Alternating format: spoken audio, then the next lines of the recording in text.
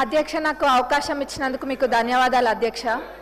ఈరోజు నేను కాలువల గురించి మాట్లాడదలుచుకున్నా.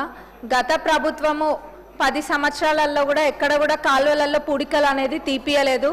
మరి ఈరోజు మన ప్రజాప్రభుత్వం అధికారంలోకి వచ్చింది కాబట్టి ఓఎన్ఎం కింద పెట్టి కాలువలలో పూడికలు తీపియాల్సిందిగా మీ ద్వారా నేను సంబంధిత మంత్రివర్యులను కోరుతున్నా అధ్యక్ష.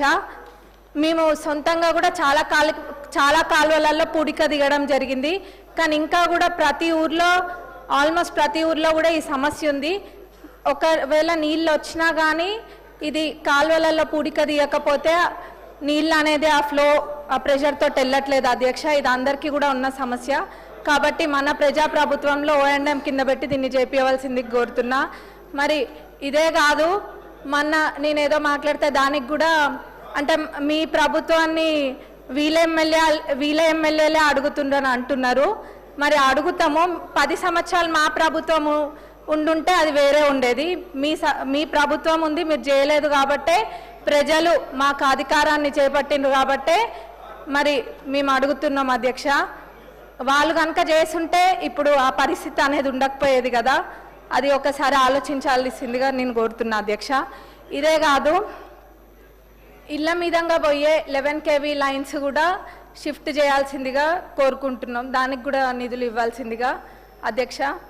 మరి అట్లనే మా పాలకుర్తి నియోజకవర్గంలో ఇటువైపు బ్లాక్ అంటే పాలకుర్తి, కొడకండ్ల, మరి దేవరుప్పల మండలికి సంబంధించి ఇందులో ఏదో ఒక మండలంలో డిగ్రీ కాలేజ్ ఇవ్వాల్సిందిగా కోరుకుంటున్నాం.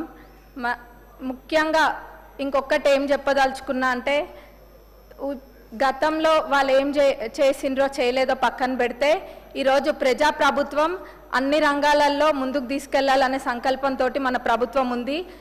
ముఖ్యంగా విద్యా రంగంలో ఎడ్యుకేషన్ సైడ్ కూడా అన్ని ప్రణాళికలు సృష్టించి దానికి తగ్గట్టుగా చేయడం అవుతుంది. ప్రతి చిన్నది కూడా కన్సిడర్ చేసి ఎక్కడ కూడా వదిలిపెట్టకుండా చేస్తున్నాం. ఇన్ని చేసి 40% మెస్ ఛార్జెస్ పెంచి 200% కాస్మెటిక్ ఛార్జెస్ పెంచి ఇవన్నీ చిన్నవి కూడా కన్సిడర్ చేసి చేస్తుంటే ఇంకా కూడా ఎక్కడో లోటు జరిగిందన్న విధంగా చెడు ప్రచారాలు చేయడానికి తప్ప వాళ్ళు దేనికి కూడా ఓర్చుకోలేకపోతుండ్రు. అంటే మంచి జరిగితే చూసి సంతోషించడం కాదు, కళ్ళు కుడుతున్నాయి వాళ్ళకి, అరే మేము చేయలేంది వీళ్ళు చేస్తుండ్రు అని చెప్పి ఓర్చుకోలేకపోతుండ్రు. అక్కడిక్కడ వీళ్ళని ఎగేసి పంపుడు తప్ప వాళ్ళు ఏం చేయట్లేరని నేను ఈ సభ ద్వారా మీకు తెలియజేస్తున్నా అధ్యక్ష. మీ ద్వారా అందరికీ తెలియజేస్తున్నా. మరి వాళ్ళు కనుక అన్ని చేస్తుంటే మేమైతే ఎత్తుకపోయి మా ఇంట్లో అయితే పెట్టుకోలే కదా అధ్యక్ష. మా ఊళ్ళో అయితే ఎత్తుకపోయి ఇళ్లలో అయితే పెట్టుకోలేదు కదా. సామాన్ అంతా వాళ్ళు చేసినవి ఇన్ఫ్రాస్ట్రక్చర్ అయితే బిల్డింగ్లను అయితే మేము గూలగొట్టలే కదా వాళ్ళు చేసి ఉంటే ఎక్కడైనా. అదే వాళ్ళు కూడా ఒకసారి ఆలోచించాలి అధ్యక్ష. మరి ఒకళ్ళని అన్నే ముందు అంటే ఒకళ్ళని క్రిటిసైజ్ చేస్తే వాళ్ళు హ్యాపీగా ఫీల్ అవుతారంటే we are leaving it up to their wisdom. ఇది గమనించాలి. ప్రజాప్రభుత్వం అన్నీ కూడా చేస్తుంది. మరి మహిళలను కూడా ముందంజలో తీసుకెళ్తుంది. నేను ఒక ఊరికి వెళ్తే అక్కడ ఏదో ఇట్లనే పిల్లలది ఉంటే మహిళలు కూడా వచ్చిండ్రు. వస్తే మరి మీకు వడ్డీ లేని రుణాలు వస్తున్నాయా అంటే వస్తున్నాయి అని చెప్పినారు.